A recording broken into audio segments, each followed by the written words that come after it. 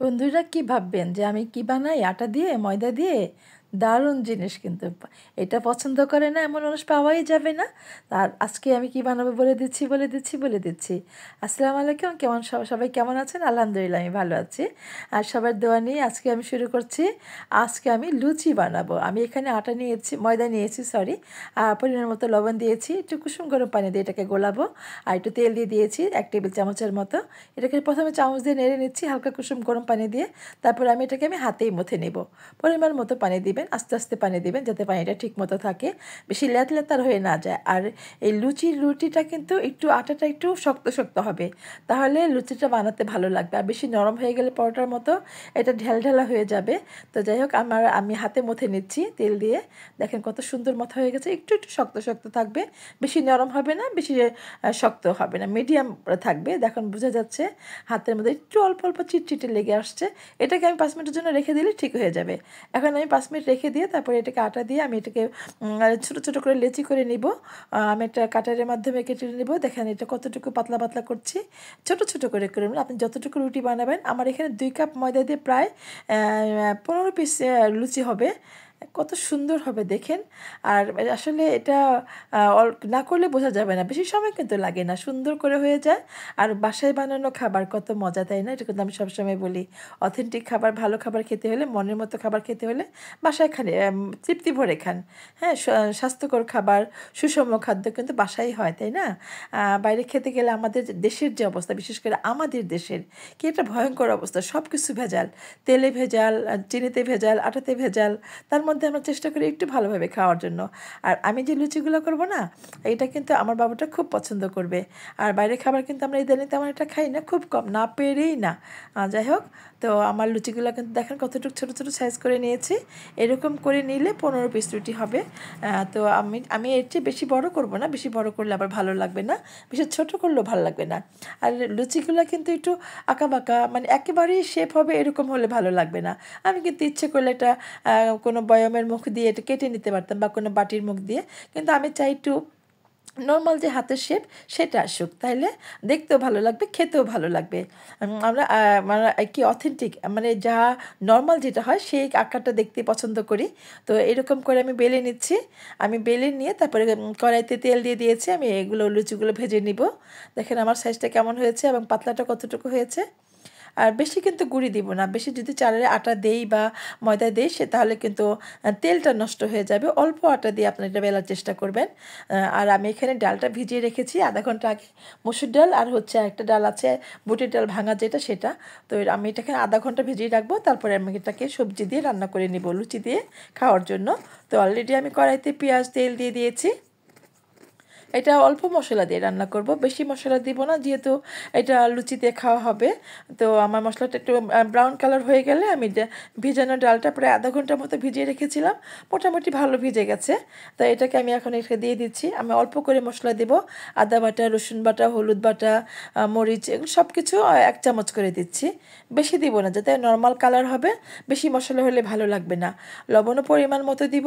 আপনারা যে যতটুকু রান্না করেন সেই অনুযায়ী মশলা দিবেন। মশলাগুলো কিন্তু সম্পূর্ণ রাঁধুনিদের হাতের ব্যাপার, আন্দাজের ব্যাপার।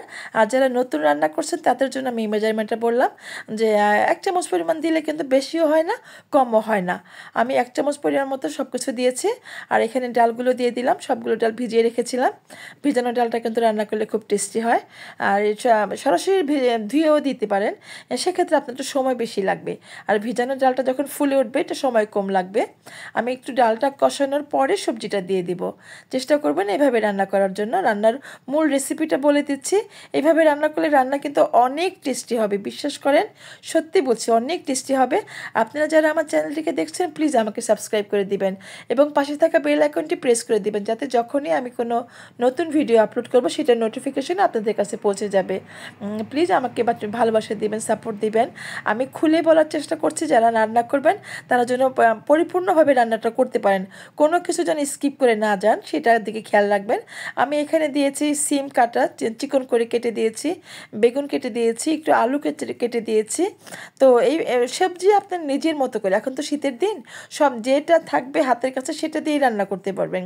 আর এখনকার সবজিগুলো কিন্তু খুব টেস্টি হয়, শীতের দিনে সবজি খাওয়ার মানে তুলনাই হয় না।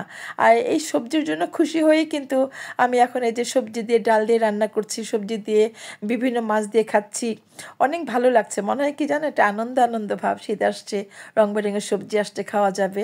আর যাই হোক, বাজারে গেলে আমি আজকে অবশ্যই একটু পেঁয়াজ পাতা নিয়ে আসতাম, বাজারে যাওয়া হয়নি। তো আমি এটাকে ভালো করে কষিয়ে নিচ্ছি। রান্না করার মূল উৎস হচ্ছে কষানোটা। বোনেরা বা আপারা বানরা যারা আছেন বা ভাইরা যারা রান্না করবেন, আমি বলবো যে কষানো যতটা ভালো হবে আপনার রান্নার মানে সুস্বাদু হয়ে যাবে, আপনার রান্নার প্রশংসা কেউ না করে পারবে না। এখানে একটু ম্যাগি মশলা ছিল, সবজির মধ্যে একটু দেই মাঝে মাঝে, তো সয়া সস ছিল না বোধহয়। আমি কিন্তু সবজির মধ্যে আরেকটা গোপন কথা বলি, আমি ডাল রান্না করলে বা সবজি রান্না করলে একটু সয়া সস দিই, 1 টেবিল চামচের মতো। এটা আমার যে একটা রেস্টুরেন্টের মতো একটা স্টাইল চলে আসে, একটা স্বাদ চলে আসে, আমি এটা দেওয়ার চেষ্টা করি। আর অল্প করে আমি তেজপাতা, গরম মশলা, এলাচ, দারচিনি দিয়েছি 1 পিস করে, যাতে হালকা একটু একটা ফ্লেভার থাকে সেজন্য। এটাকে আমি এখন একটুখানি 1 মগ না 1.5 মগের মতো পানি দিলাম। তো পানিটা আপনারা পরিমাণ মতো দিবেন, যাতে যতটুকু সবজি থেকে যেন একটু বেশি হয়। এটা সিদ্ধ হয়ে সমান সমানভাবে থাকবে, ভেজা ভেজা একটা ভাজি হবে, সুন্দর একটা ভাজি হবে দেখবেন। আর এই ভাজিটা যদি মজা হয়, আপনার লুচিটা খেয়েও কিন্তু শান্তি পাবেন। সবজি যত মজা হবে, যে কোনো আপনি এটা ভাত দিয়েও খেতে পারবেন। তো দেখ, এটা পরোটা দিয়ে, ভাত দিয়ে খাওয়া যাবে, লুচি দিয়ে খাওয়া যায়। একটু বৈচিত্র্য আনার জন্য, বাচ্চারা তো তেমন খেতে চায় না, একটু পরিশ্রম করে বাচ্চার জন্য করি, যাতে বাচ্চাটা খেতে পছন্দ করে। এখনকার বাচ্চারা তো সবজি খাওয়া ভুলে যাচ্ছে, শুধু ফ্রাই, চিকেন ফ্রাই, এটা সেটা। আমি চেষ্টা করি এটা সেটা করে খাওয়ানোর জন্য, একটু টেস্টি করে খাওয়ানোর জন্য, যাতে তার সবজির প্রতি একটা দুর্বলতা চলে আসে। অলরেডি কিন্তু আমার বাবুটা বলে, এই সবজিটার নাম কি, ওই সবজিটার নাম কি, এটা মজা হয়েছে, এটা আবার করে দিও। তো এগুলো করার জন্য আমি একটু পরিশ্রম করি, ওর পিছনে লেগে থাকে যেন ও সবজি খেতে চায়। তো লুচিগুলো ভেজে আমি বেলে রেখে দিয়েছিলাম, এটা ভেজে নিয়েছি তেল গরম করে।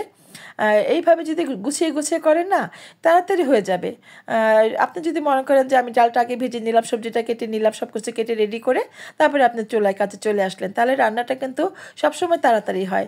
আর সব কিছু গুছিয়ে না নিলে রান্না করতে একেবারেই হজবরল অবস্থা হয়ে যাবে। যারা রান্না করেন, একটু আগে থেকে গুছিয়ে নিয়ে বাস টপ করে রান্না করে ফেলবেন। আমার লুচিগুলো ভাজা হয়ে যাচ্ছে মোটামুটি। আমি অনেকগুলো লুচি বানিয়েছি, 15 পিসের মতো। আর দেখতে তো সেই মজা, দেখেন কতটা সুন্দর। আসলে না করে না খেলে বুঝবেন না কতটা টেস্টি হয়েছে। আমি বলবো বাসায় বানিয়ে খাবেন, সকালে নাস্তাতেও খাওয়া যায়, বিকালের নাস্তায়, সন্ধ্যার নাস্তাতেও খাওয়া যায়। আর এরকম নাস্তা, সবজি, একটা অন্যরকম টেস্ট, তাই না? তো আমার দেখেন কালারগুলো, লুচির কালারগুলো কত সুন্দর হয়েছে। আমি এইভাবে লুচিগুলো ভেজে নিচ্ছি। আপনারা চেষ্টা করবেন এটা ভেজে নিয়ে গরম গরম খাওয়ার জন্য, ঠান্ডা হয়ে গেলে কিন্তু ভালো লাগবে না। গরম খাওয়ার লুচিটা কিন্তু আসলে গরমই খেতে হয়। তো আমার লুচিগুলো সুন্দর হয়েছে। আমি যে চাই যে আকারগুলো একটু আঁকাবাঁকা থাকবে, মানে নর্মাল যে হাতের যে শেপটা হয়, হ্যাঁ, একেবারে যদি কেটে নিতাম কোনো কিছু কর্কের সাহায্যে, কোনো কাটারের সাহায্যে, তাহলে হয়তো একেবারে একটা সুন্দর সাইজ হতো। সেই সাইজটা আমি চাচ্ছিলাম না। আমি যে নর্মাল যে সাইজ আমাদের হাতে যেরকম বানানো হয়, প্র্যাকটিক্যাল যে জিনিসটা, সেটার মতো খাবো। তো আমি একটা টিস্যুর মধ্যে নিয়ে নিচ্ছি, যাতে তেলটা অ্যাবজর্ব করে নেয়। আপনারা হাতে যদি দিতে না চান, আমি কিন্তু আগুনের কাজে খুব ভয় পাই, খুব সতর্কভাবে করি। আমি এরকম একটা স্প্যাচুলার মাধ্যমেও আপনারা ইচ্ছে করলে কড়াই তেলেতে এটা দিয়ে দিতে পারেন, সুন্দর হয়ে যাবে ভাজা। তো যারা ভিডিওটি দেখছেন, যারা আমার পাশে আছেন, সবাইকে আমি অনেক ধন্যবাদ জানাচ্ছি। আমার পাশে আছেন, আমাকে একটু সাপোর্ট করে যাবেন। এই যে ভিডিওটা করি না, ভিডিওর পিছনে অনেক কাজ থাকে, এগুলো গুছিয়ে নিয়ে, সাজিয়ে গুছিয়ে তারপরে ক্যামেরা সেটিং করতে হয়। ক্যামেরার পিছনের পরিশ্রমটা কিন্তু একটা আছে, যেহেতু আমরা ভিডিও করি, সেজন্য। ভিডিও না করলে এতটা পরিশ্রম হতো না। ভিডিওটা করতে কিন্তু সময় লাগে। আপনারা আমাদের পাশে আছেন, যারা ভিডিওটি দেখছেন, সবাইকে অনেক অনেক ভালোবাসা দিচ্ছি। আবার দেখা হবে নতুন কোনো ভিডিও নিয়ে। এ পর্যন্ত সবাই ভালো থাকেন। আল্লাহ হাফিজ।